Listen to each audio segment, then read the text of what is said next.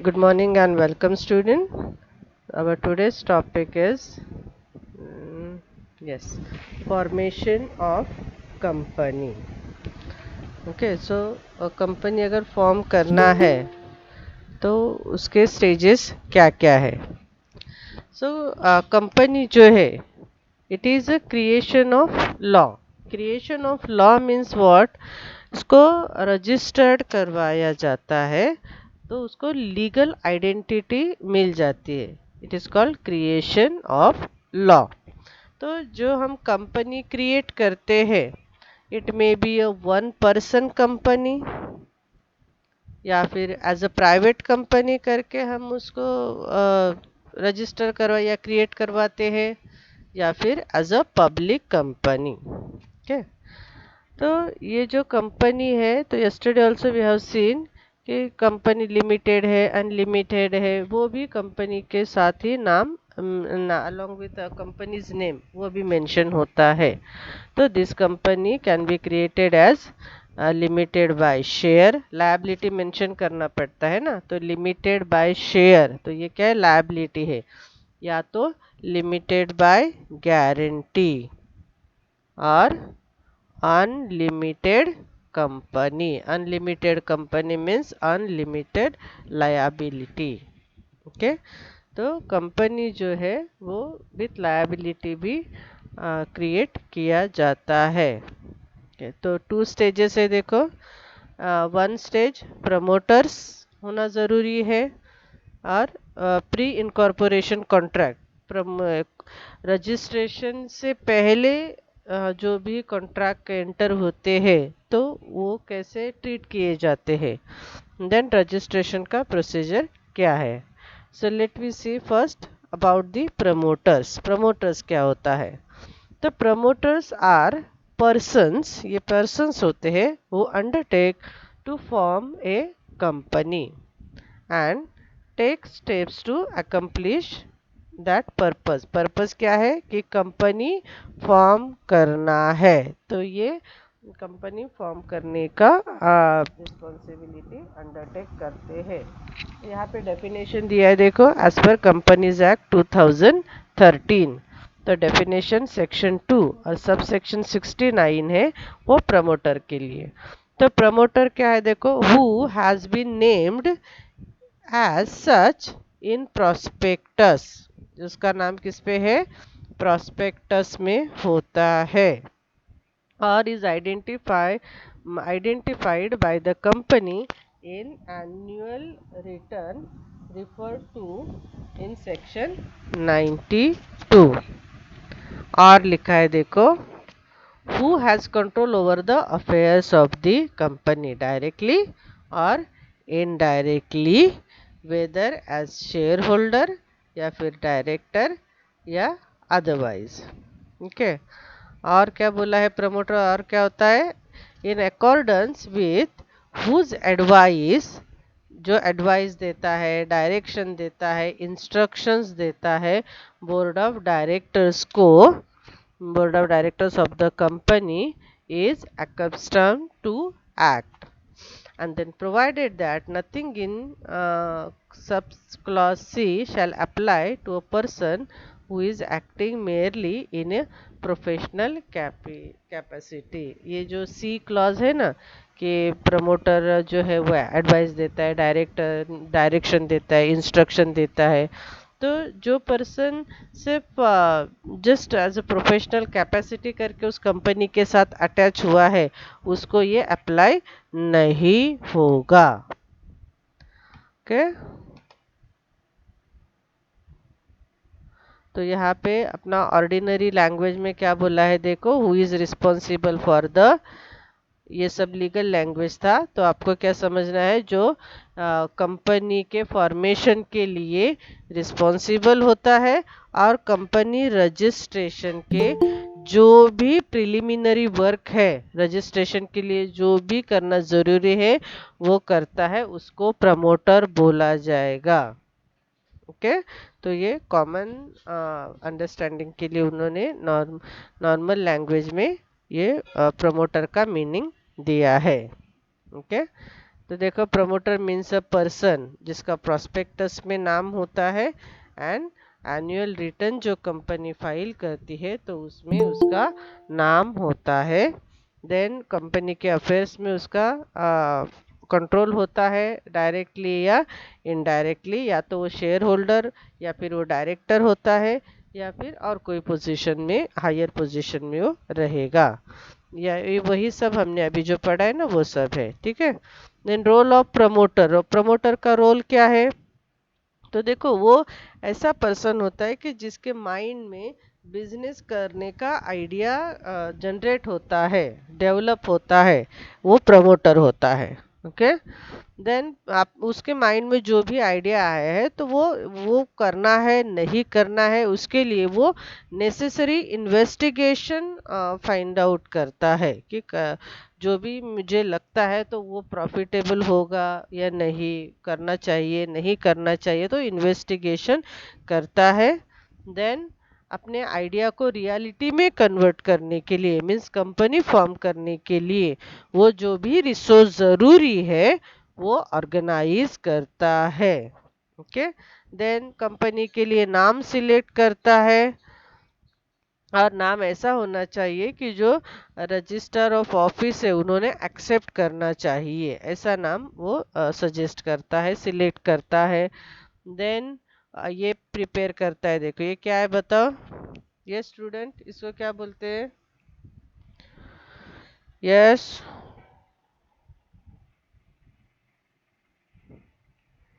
क्या प्रिपेयर करता है वो promoter?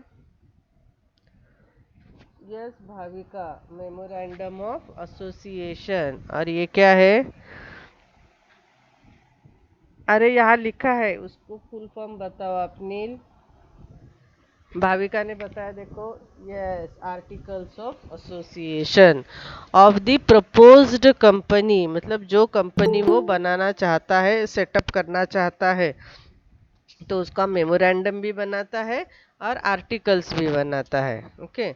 Then nominate the first director, वही फर्स्ट डायरेक्टर कौन रहेगा, बैंकर कौन रहेंगे, ऑडिटर्स कौन रहेंगे, उनको नॉमिनेट करता है, उनके नाम सजेस्ट करता है। देन रजिस्टर ऑफिस, कहाँ कंपनी का हेड ऑफिस कहाँ होना चाहिए, ये भी प्लेस वो ही सजेस्ट या सिलेक्ट करता है। और वो इनकॉर्पोरेशन का जो भी रिक्वायरमेंट्स है वो फुलफिल करता है। तो this are the role of promoter. So hope you understand the promoter and its role. अभी आपको समझ में आया है ये प्रमोटर क्या होता है और वो क्या क्या एक्टिविटीज करता है? Very good Sneha, nice. Yes Lokesh, very good. Now duties and liabilities of promoter. Okay, तो उसका लायबिलिटीज क्या क्या है देखो। तो जो भी है प्रमोटर जो है वो फ्यूडिशियरी रिलेशन में होता है, मीन्स उसने कंपनी एस्टेब्लिश किया है, द कंपनी ही फ्लोट, जो कंपनी वो चलाता है, चलाना चाहता है, तो फिर वो फ्यूडिशियरी रिलेशन में होता है, तो उसने सीक्रेट प्रॉफिट नहीं बनाना चाहिए। जो भी अकाउंट या अफेयर्स ऑफ द कंपनी है तो उसका true and fair view he present करना चाहिए। ओके, तो इसको क्या बोलते हैं? फ्यूडिशियरी रिलेशन, जिसपे हमें विश्वास होता है ना, तो वो उसी पोजीशन पे वो होता है। तो देखो यहाँ पे क्या लिखा है, अगर उसने ट्रू एंड प्रॉपर इंफॉर्मेशन अगर नहीं प्रेजेंट किया तो क्या हो जाएगा?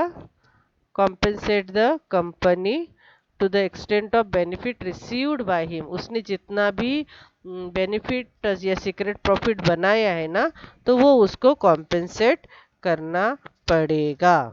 ओके। देन नेक्स्ट क्या है?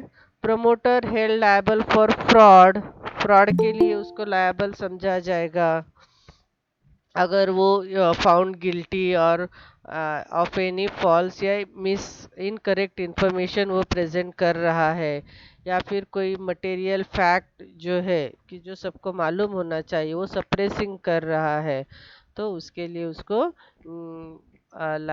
वो क्या लायबल माना जाएगा। देन अगर कोई इन्फॉर्मेशन वो नहीं प्रोवाइड करता है तो भी उसके लिए उसको लायबल माना जाएगा। प्रॉस्पेक्टस में मिस स्टेटमेंट रहेगा तो भी उसको उसके लिए उसको लायबल माना जाएगा। Then if company makes an offer or accept monies in contravention of the provision of private placement as stated in section 42, तो makes an offer or accept monies मतलब प्राइवेट प्लेसमेंट अकॉर्डिंग जितना आपको subscription allowed है उतना ही आपको करना है। उससे एक्स्ट्रा अगर करते हो तो भी उसके लिए उसे ही लायबल माना जाएगा। ओके, अभी ये उसका लायबिलिटीज हो गया। Now rights of promoter. Promoter का राइट्स क्या क्या है, क्या क्या है देखो। उसको कंपनी फॉर्म कर रहा है तो उसको रेम्यूनरेशन मिलेगा, है ना। देन जिस ट्रांजैक्शन या जो भी कॉन्ट्रैक्ट वो एंटर कर रहा है तो उसमें जो भी प्रॉफिट हो रहा है तो वो भी उसको मिलेगा। Okay, subject to complete disclosure of the details. पर उसके लिए उसको क्या करना है, जो भी डिटेल्स है कंपनी के वो कंप्लीट डिस्क्लोजर सबको उसने बताना चाहिए। Subject to full disclosure, promoter has right to sell property and acquire fully paid up share. Okay, तो प्रमोटर जो है वो प्रॉपर्टी जो है वो सेल कर सकता है एंड फुल्ली पेड अप जो शेयर्स है वो एक्वायर कर सकता है। Right to buy further shares in the company, shares भी बाय कर सकता है। देन कमीशन अर्न कर सकता है on shares sold. Then articles of company क्या करती है, में provide fix sum to be paid to the promoter. Promoter को फिक्स सम या फिक्स्ड अमाउंट जो है वो पेड किया जाता है। तो ये क्या बोला है देखो, ऐसा कोई लीगली ज़रूर नहीं है कि प्रमोटर बना है तो उसको देना ही है, फिक्स सम कुछ देना ही है। बट अगर आपने आर्टिकल बनाया है, राइट, आर्टिकल कौन सा, वही आर्टिकल्स ऑफ एसोसिएशन में अगर आपने मेंशन किया है कि प्रमोटर को हम इतना इतना अमाउंट देंगे तो फिर उसको वो फुलफिल करना पड़ेगा। ओके, नेक्स्ट क्या है,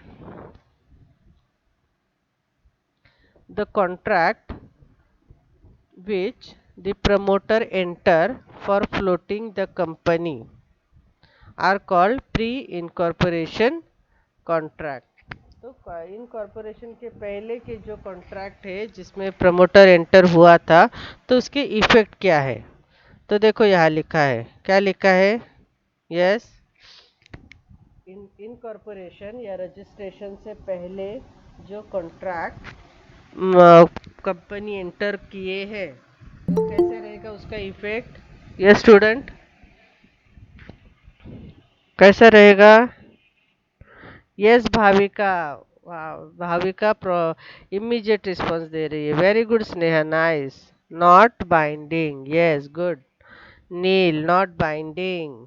तो अभी आप सबको समझ में आ गया होगा, इन कॉरपोरेशन से पहले जो कॉन्ट्रैक्ट एंटर किए थे वो आफ्टर इन कॉरपोरेशन रजिस्ट्रेशन के बाद कंपनी पे बाइंडिंग नहीं होंगे।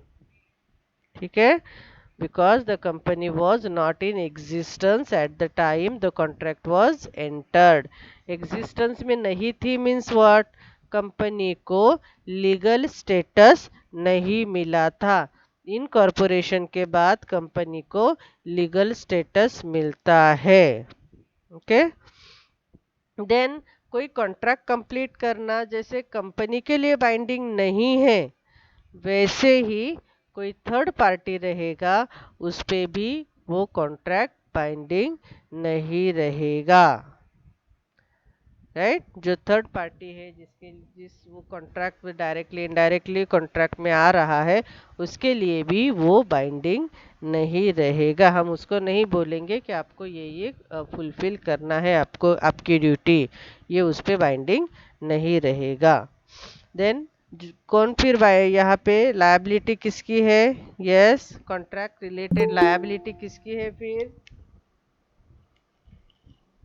कंपनी तो बाइंडिंग नहीं रहेगी, तो कौन लायबल है? पर्सनल। Yes Bhavika, personally. कौन पर्सनली लायबल है वो उस पे? Yes yes Neel, promoters. Very good. तो प्रमोटर्स जो है वो पर्सनली लायबल रहेंगे, कंपनी लायबल नहीं रहेगी। Yesterday we have seen company is independent from the persons who float the company, है ना? कंपनी चलाने वाले, कंपनी के डायरेक्टर्स, उससे कंपनी इंडिपेंडेंट होती है। कंपनी का इंडिविजुअल इंडिपेंडेंट आइडेंटिटी होता है। एक केस लॉ देखा ना हमने, Salomon and Salomon company limited. तो सालोमन अलग था और सालोमन एंड कंपनी अलग थी, राइट? तो वैसे ही प्रमोटर अलग होता है और कंपनी अलग होती है। तो जो भी कॉन्ट्रैक्ट है उसमें वो प्रमोटर लायबल रहेगा, कंपनी नहीं रहेगी। वेरी गुड बच्चों। तो ये अभी आपको इफेक्ट समझ में आ गए हैं। ओके, तो 3 इफेक्ट है। देन नेक्स्ट कौन सा पॉइंट है हमारा? रजिस्ट्रेशन और प्रोसीजर फॉर इनकॉर्पोरेशन। तो रजिस्ट्रेशन का प्रोसीजर क्या क्या है देखो। मिनिमम नंबर ऑफ पर्सन्स, तो यस्टरडे हमने किया था। यस, बताओ। 1 person, private company, public company, minimum कितने होने चाहिए? Yes, minimum. Yes, very good. OPC 1, nice Neel. Private 2, very good. And public 7, yes Neha, public 7। तो ये minimum require. Yes Bhavika, Roshan. Roshan ने मैक्सिमम भी बता दिया, नाइस रोशन। ओके, तो कल का याद है आप सबको। तो मिनिमम रिक्वायरमेंट जो बोला है, तो वो डिटरमाइन करती है कि कंपनी कौन से फॉर्म की है, राइट? और वो अगर फुलफिल नहीं होता है तो यस्टरडे हमने देखा था स्टैट्यूटरी इंटरवेंशन। ये कंपलसरी है, अगर ये नहीं होता है तो स्टैट्यूट इंटरवेन करता है और कंपनी को फिर इलीगल बोला जाता है। अगर लीगैलिटी फॉल लीगल फॉर्मेलिटीज अगर फुलफिल नहीं हो रही है तो ऑब्वियसली उसको इलीगली बोलेंगे ना। Yes Lokesh, right. OPC 1, private 2 and public 7, nice Neha, Lokesh, Roshan, good. तो मिनिमम नंबर ऑफ पर्सन ये होना ही चाहिए। द नेम ऑफ कंपनी भी प्रमोटर ने सजेस्ट करना चाहिए। अभी हमने देखा था ना प्रमोटर के रोल में। तो नेम ऑफ कंपनी, तो यहाँ पे क्या बोला है देखो, कितना नेम उसने देना चाहिए एटलीस्ट? यस, कितने नेम का लिस्ट देना चाहिए प्रमोटर ने? Yes yes, very good, 6, nice Bhavika, Sneha, Neel, Lokesh, Tejal, वाह गुड, रोशन। तो देखो, जैसे कि हम ऑनलाइन कॉलेज के लिए एप्लीकेशन करते हैं ना, तो हमें प्रेफरेंस अकॉर्डिंग, हायरार्की अकॉर्डिंग हम लिस्ट देते हैं ना, 10 कॉलेज, 15 कॉलेज, जो भी आपको लिमिटेशन दिया है। तो वैसे ही प्रमोटर को भी बोला जाता है कि in order of preference 6 preferred name आपको देना है।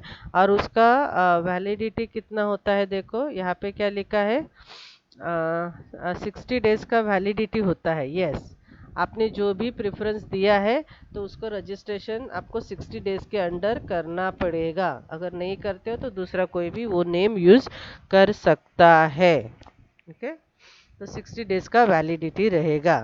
देन ये मेमोरेंडम और बनाना है, आर्टिकल्स ऑफ एसोसिएशन, राइट? ये अभी हमने देखा कि प्रमोटर ने ही ये बनाना पड़ता है। देन प्रमोटर ने ही ये नाम सजेस्ट करना है, first directors of the company. Okay, तो प्रमोटर ने मेंशन करना चाहिए। तो देखो, प्राइवेट कंपनी है तो मिनिमम 2 डायरेक्टर, पब्लिक कंपनी है मिनिमम 3, तो एक डायरेक्टर पब्लिक में बैठता है। ओके, तो देखो, प्राइवेट कंपनी के मिनिमम मेंबर भी 2 है और मिनिमम डायरेक्टर भी 2 जरूरी है। पब्लिक में 3 एंड 1 पर्सन, ऑब्वियसली 1 पर्सन है तो वही डायरेक्टर है, वही ओनर होता है। कभी कभी ओनर डायरेक्टर अपॉइंट करते हैं, तो 1 director in case of 1 company. Clear? तो ये भी सजेस्ट किया जाएगा। देन डायरेक्टरशिप के लिए जो रिक्वायरमेंट है ना, ये DIN नंबर, तो ये नंबर कहाँ से मिलता है देखो, by filing form number DIR 3।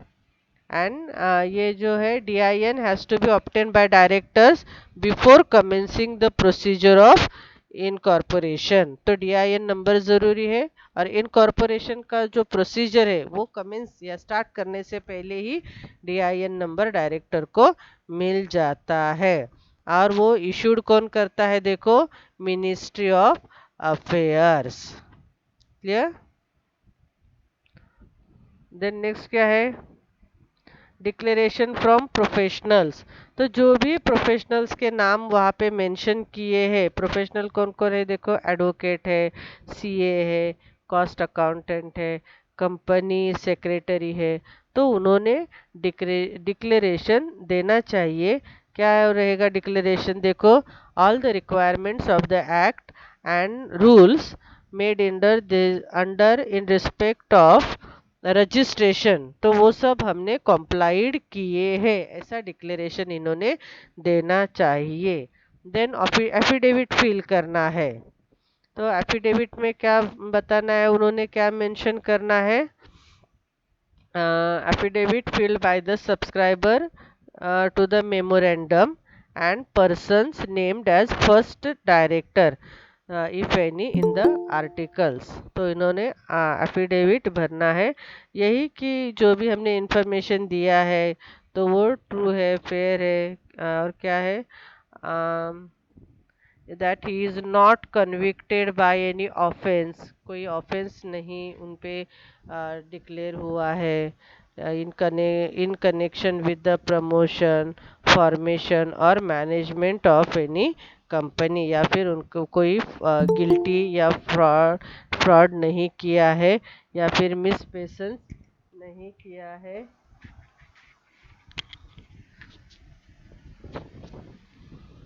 या फिर कोई ड्यूटी ब्रीच नहीं किया है, अकॉर्डिंगली उनको एफिडेविट देना है। ओके। देन देखो, payment of fees, stamp duty ये पेड करना है। देन जो स्टैम्प ड्यूटी कितना भरना है या फीस कितना रहेगा, ये किस पे डिपेंड होता है, ऑथराइज्ड कैपिटल। आप अकाउंट करते हो ना, तो authorised capital, subscribe capital, issued capital, ऐसे डिफरेंट डिफरेंट नेम होते हैं कैपिटल के कॉलम में।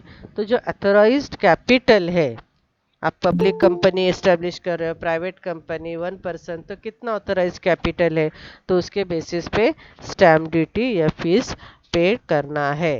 एंड देन नेक्स्ट देखो, issue of certificate of incorporation. ये सब करने के बाद अगर रजिस्टर ऑफ कंपनीज जो है वो जो भी डॉक्यूमेंट्स हमने फिल किए हैं, प्रोवाइड किए हैं, वो स्क्रूटिनाइज करेगा, सबमिट किए हैं उनको स्क्रूटिनाइज करेगा, and then if he is satisfied with all the procedure we have completed, then he will grant certificate of incorporation। Okay. तो वो सर्टिफिकेट ऑफ इनकॉर्पोरेशन कि आपका इनकॉर्पोरेशन का हो गया है, रजिस्ट्रेशन हो गया है, ऐसा सर्टिफिकेट प्रोवाइड करेगा। देन जैसे ही वो सर्टिफिकेट ऑफ इनकॉर्पोरेशन मिलता है, तो पब्लिक कंपनी जो है वो क्या करेगी, फिर वो लीगल फॉर्मेलिटीज़ है उनके पास, स्टैट्यूटरी मीटिंग करना है विद इन 6 मंथ, उसका रिपोर्ट बनाना है, स्टैट्यूटरी रिपोर्ट, तो ये सब पब्लिक कंपनी को करना है। Then on completion of said formalities, on filing of the statutory report, registrar को फाइल करना है, issue the certificate of commencement of business, and thereafter public company can start the operations। But private company को क्या privilege है, yes, क्या mention किया है बताओ यहाँ पे, प्राइवेट कंपनी अपना बिजनेस कब स्टार्ट कर सकती है, यस लोकेश। पब्लिक कंपनी जो है उसको सर्टिफिकेट ऑफ इनकॉर्पोरेशन मिलेगा, तो उसको सर्टन लीगल फॉर्मेलिटीज़ करती है, yes Neel. After certificate of incorporation. और प्राइवेट कंपनी जो है वो इमीडिएटली जैसे ही उनको ये जो 8 स्टेज में पहुंच जाते हैं, सर्टिफिकेट ऑफ इनकॉर्पोरेशन मिलता है। Yes Neha, Kaif immediately, yes Bhavika, immediately वो श्वेता, हाँ इमीडिएटली बिजनेस स्टार्ट करते हैं प्राइवेट कंपनी वाले। Very good, nice. नेक्स्ट क्या है देखो हमारा पॉइंट।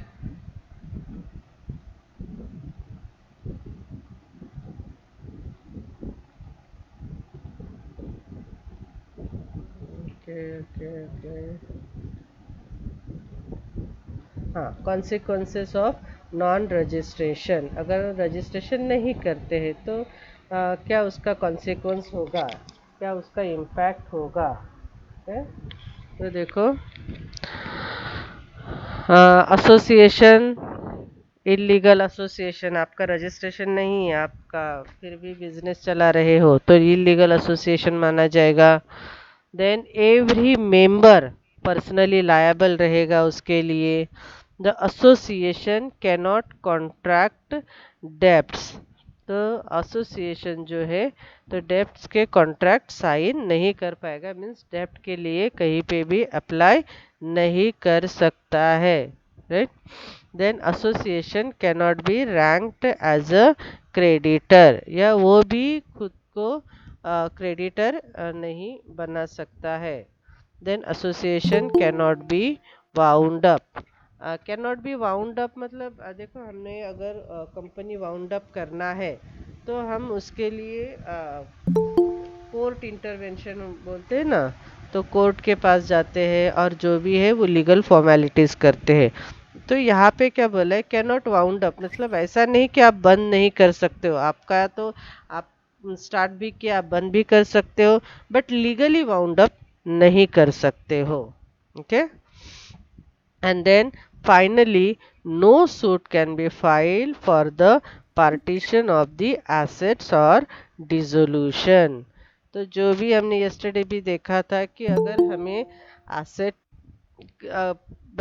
अपना बिजनेस सेल करके जो भी एसेट मिल जाता है ना, एसेट रियलाइज होता है, तो उसको हम कैसे जैसे कि उसको डिवाइड करना। यस्टरडे के जो केस था सालोमैन एंड कंपनी का, तो जो अदर मेंबर थे उन्होंने सूट फाइल किया था ना कि हमें जो भी एसेट बिजनेस सेल करके जो भी एसेट रिलीज हुआ तो वो पूरा का पूरा सालोमैन ने ले लिया, हमको नहीं दिया, ऐसा करके उन्होंने सूट फाइल किया था, राइट।